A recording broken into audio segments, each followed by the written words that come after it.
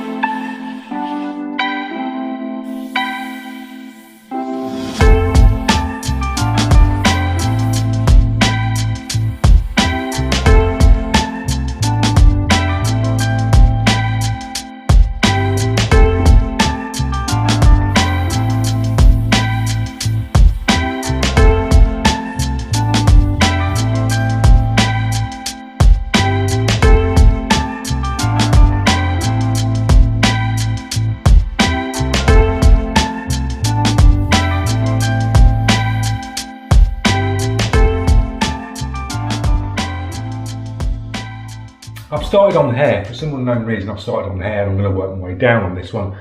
Now, how I did the hair was I went in with a value 8, then went in with a 4, and I was just doing dagger strokes, close up dagger strokes.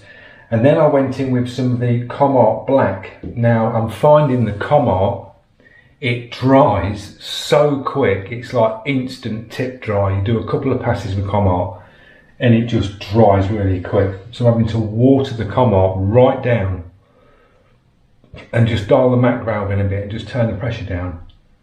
But it makes it more like a real thinned out transparent. So I'm just building up on the black and just doing the same again. Light, small dagger strokes. Now, I know this is sort of advanced if you're a beginner, but in my eyes, if you've got these techniques down, if you've got your trigger control dialed in, like the other episodes where you can get right down and you can do small dagger strokes, you know how to move back and get soft shading.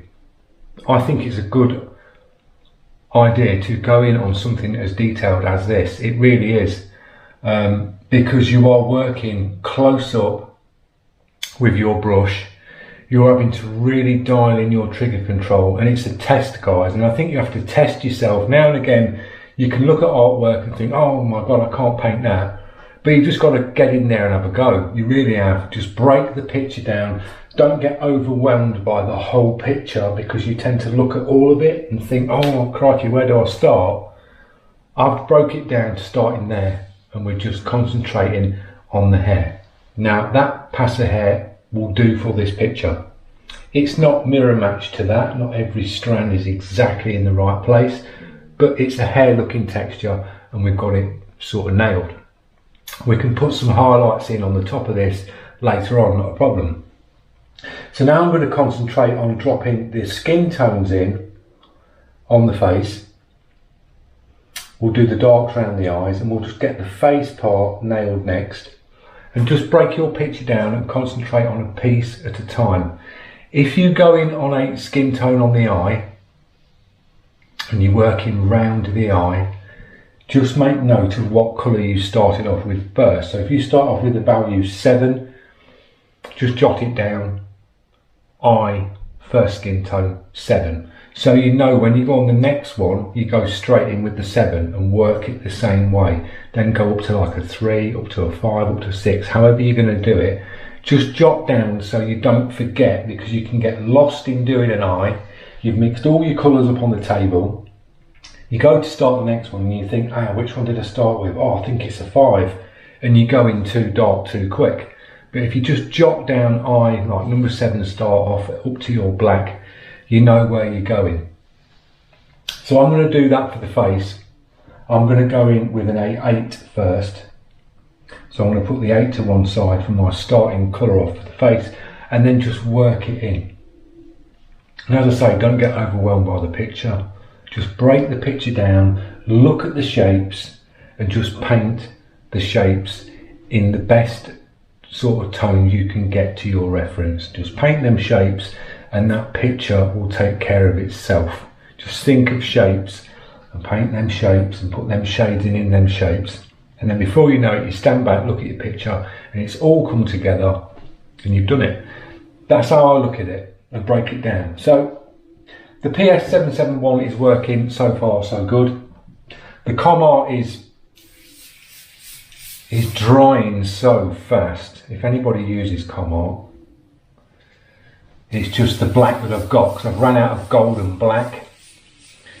And the black on this is like, you have to really build it up. It's not like a jet black. But the consistency in this is really thinned down. But the reason why I like the 771, it's a longer brush. For me, it's more comfortable. You've got your Mac valve to the front, and that is an absolute godsend, because you can hold that and you can guide. You can put your finger here for your distance and slide your hand. You can dial it in. The trigger's really nice, and as I say, it performs in my eyes identical to a Micron. It really does, really does. It's got the same setup, and it will get you ridiculously down, guys, on detail. That is absolutely fine pencil line there. So yeah, great brush. I'm glad I picked this up and put the micron down just for the Mac valve. It's an absolute bonus. So we'll crack on. I'll stick in another time lapse and we'll start to work this piece down. Drop the skin tones in on the face, and then we'll just have a little chat at the end of that. So I'll see you in a bit.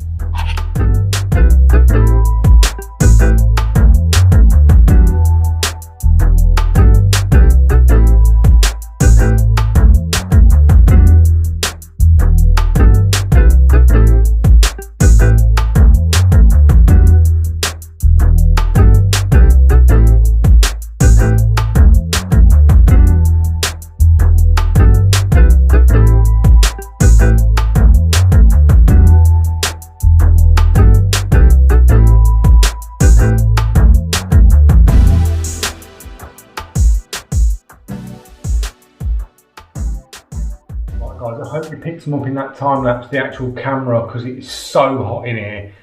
I just hear a bleep on the DJI and it says we're shutting down like the LCD screen, then the camera goes off and you don't realise it, you get carried away painting. So you may have missed a bit on this face. I'm going to call this one done because I'm absolutely struggling with the paint, as you can see here. I think because the compressor's outside and we're drawing in warm air, we're getting a tank of warm air. So the minute you spray in here, it's just tip drying straight away, and I'm getting a couple of passes and it's stopping, and I'm pinching and cleaning, putting it on the tip tool. I've watered this down that much, it's just like neat washed out black water. It's ridiculous. So trying to dial it in on this is a nightmare. So I'm going to leave it to get cooled down later on tonight. When the temperature drops, I can get back in here and get cracking back on with toning. But that's where we are so far. We've got sort of like the mapped out part of the face. Went in with a 7, just all over with the 7, and then just started darkening up, just dropped a couple of drops of black into the 7 and just started to tone it back and drop these tones in, sort of mapping out the area. We can go in with the shield and just sharpen some bits up later on and put some highlights in to punch these face features out. And then we've got some blacks to go round the edge of this. It's sort of like edged in black. You've got the seat where it's not sort of very dark black, and that will just bring him forward in the chair. But I'm going to leave that as it is. We've got that far. Hopefully get another one of these up tonight when it's cooled down. Fingers crossed. So I hope you enjoyed this video. Don't forget, if you're new to the channel, click that subscribe, press that notification. I hope you can join me in the next Montana episode. We'll get it finished, guys, and I'll see you in the next one. Cheers.